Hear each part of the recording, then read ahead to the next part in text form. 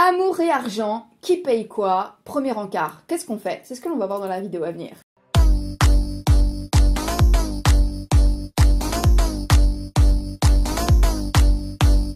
Salut mes bébés!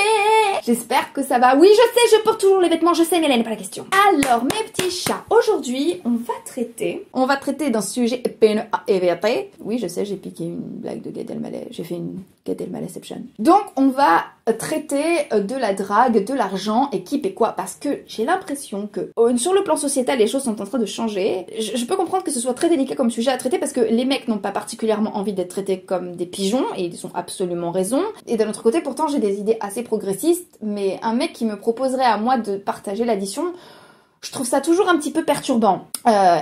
Personnellement, à titre personnel, quand je me retrouve à un rencard avec un mec ou quand je me retrouve en dîner, s'il me propose de partager l'addition, dans ma petite tête de nana, moi ce que j'entends c'est « tu ne me plais pas, tu n'es absolument pas un objet de désir, ou alors je te porte absolument aucun intérêt romantique ». Moi c'est ce que j'entends dans ma tête. Alors du coup qu'est-ce qu'on fait?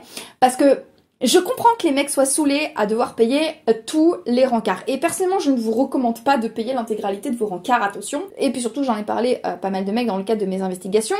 Et la plupart du temps, certains me disent « mais du coup, j'en ai marre, j'ai un budget Tinder qui est assez costaud ». Et effectivement, c'est pas une très bonne idée de payer l'intégralité de vos rendez-vous. Alors du coup, qu'est-ce qu'on fait? C'est ce qu'on va voir dans la vidéo à venir.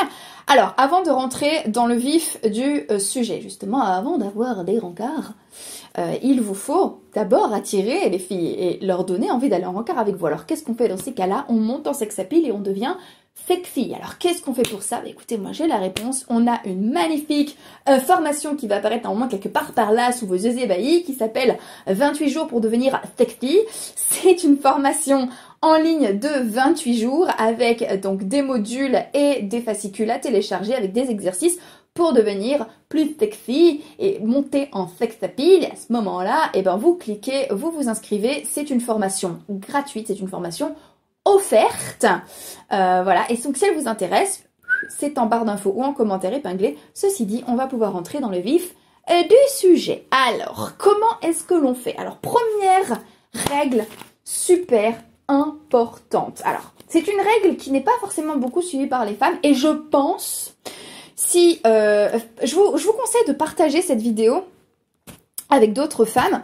Moi-même, hein, qui suis une femme, je n'ai pas envie, en fait, de faire comme si de rien n'était un premier encart et de laisser le mec payer sans réagir. Alors, je suis Annabelle. Alors, j'aime beaucoup la chaîne School of Affluence, qui est donc une chaîne sur justement le dating étiquette pour les femmes. C'est une chaîne en anglais, mais j'ai un désaccord majeur avec Annabelle sur ce point. J'apprécie beaucoup le travail d'Anna en ce qui concerne ses leçons d'étiquette, mais il y a un point sur lequel je ne suis pas d'accord avec elle, c'est qu'elle recommande aux femmes de tout simplement ignorer l'addition quand l'addition se présente à elle. En ce qui me concerne, j'estime que dans le premier encart, la règle d'or numéro 1, elle est simple.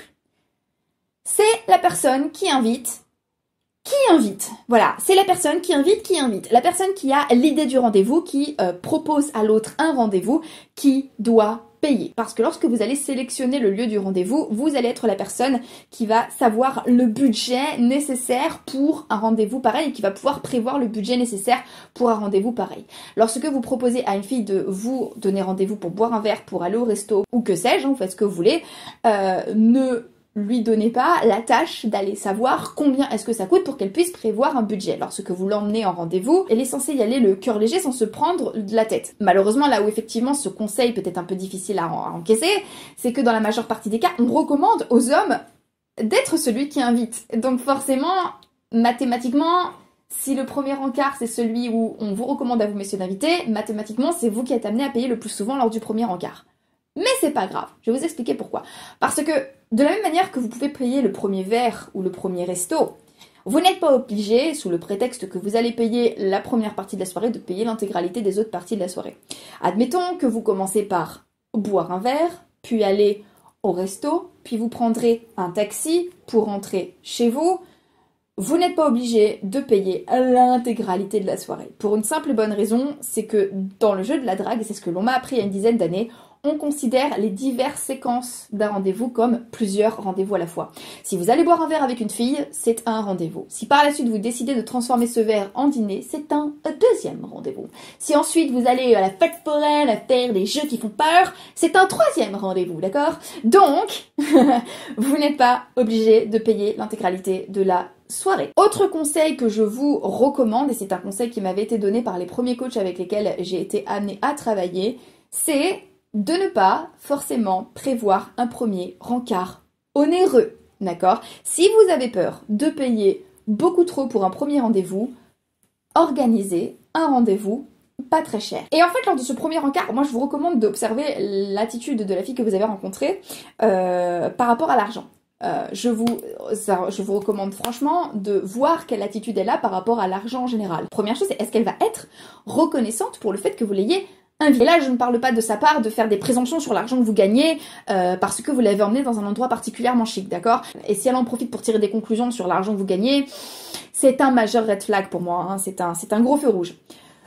Maintenant, si elle apprécie l'attention et si elle prend véritablement le temps de vous remercier pour l'attention de l'avoir invité, pour le choix de l'endroit, pour la qualité des menus, si elle prend le temps de vous dire merci pour avoir réglé l'addition, pour l'avoir invité dans un restaurant, et si en plus elle prend le temps de vous dire qu'elle a passé un excellent moment, c'est plutôt bon signe. Autre chose qui peut être un excellent signe, c'est effectivement si vous avez plusieurs décors, si effectivement vous changez de décor dans la soirée, si elle se propose de régler par exemple pour une partie du resto, puis le taxi qui va vous ramener à la maison, ou ce genre d'éléments, je pense que du coup vous avez affaire à une femme qui ne considère pas votre argent comme acquis et qui ne considère pas que le fait d'être rincé par vous fait partie de ses prérogatives, parce que personnellement je ne pense pas que ce soit le genre de fille avec qui vous avez envie de sortir. À titre personnel, je considère que l'argent de mon compagnon n'est pas mon argent et ce n'est pas à lui de financer mes divertissements. Maintenant, si vous établissez une vraie relation avec une fille et que vous avez des loisirs à partager, il y a deux possibilités à ce moment-là que je trouve super intéressantes. La première, c'est l'alternance entre qui paye, d'accord? Elle paye le resto, je paye le resto d'après. Comme je vous le disais, vous payez la tournée de plusieurs verres dans la soirée et elle paye le vietnamien après. Ou alors vous payez le taxi, elle paye le ciné. Enfin, en gros, une alternance sans compter à l'euro près, mais une alternance à peu près équilibrée de tu payes un truc, je paye un truc, tu payes un truc, je paye un truc. Et moi je trouve que pour le coup c'est l'alternative la plus chouette, et je pense pour le coup pour moi que c'est la stratégie la plus chouette, parce que pour le coup ce que j'aime avec cette stratégie, c'est celle que l'on a, ce qui me concerne avec mon compagnon, c'est qu'on est dans le partage en fait de l'attention. Ça veut dire que chaque moment où l'un ou l'autre paye est une attention envers l'autre, et je pense que du coup on est dans le partage d'attention plutôt chouette, d'accord? C'est je t'offre un resto, puis tu m'offres un resto, et on est plutôt dans quelque chose de... Et là, je trouve qu'on est vraiment dans une dynamique plutôt mignonne où chacun s'offre en fait le resto à l'autre et où on est vraiment là pour partager des bons moments l'un avec l'autre, et moi je trouve ça plutôt chouette. Moi je trouve ça plutôt chouette. La deuxième stratégie qui peut être plutôt intéressante, et ça c'est plutôt bien dans un deuxième temps si vous vivez ensemble ou si justement vous avez pas envie de justement jouer à je t'invite, tu m'invites, je t'invite, tu m'invites, c'est d'avoir un pot commun. C'est une de mes élèves qui m'avait suggéré ça parce que c'est ce qu'elle avait mis en place avec son ex. C'est un espèce de petit pot commun où vous remplissez tous les deux la même somme et ce sera votre budget loisir ensemble. Ou alors vous pouvez avoir un budget loisir dans votre conjoint, notamment si vous êtes un couple, et à ce moment-là ça sera rempli par les deux, donc soit au prorata si l'un gagne beaucoup moins que l'autre, et ça peut être la femme comme l'homme, ou alors ça peut être rempli à part égale. À ce moment-là vous avez un budget loisir, un budget sortie, un budget ciné, resto, week-end, que sais-je, et à ce moment-là vous utilisez ce budget pour vous deux, et ça peut être une stratégie plutôt chouette, notamment pour les couples installés. Et là pour le coup je pense que ça peut être des stratégies plutôt chouettes en ce qui concerne l'argent, qui peuvent justement vous débarrasser de ce genre de questions là, et donc qui peuvent vous permettre de profiter d'autant plus des soirées. Voilà, il me semble que j'ai tout dit pour aujourd'hui. Moi, comme d'habitude, je vous fais des gros bisous. Comme je vous le disais, vous pouvez souscrire à ma formation offerte 28 jours pour devenir sexy qui figure en barre d'infos ou en commentaire épinglé. Moi, en attendant, je vous embrasse, et comme d'habitude, n'oubliez jamais que si une petite quiche comme moi y arrive, tout le monde peut y arriver. Donc maintenant, c'est à vous de jouer.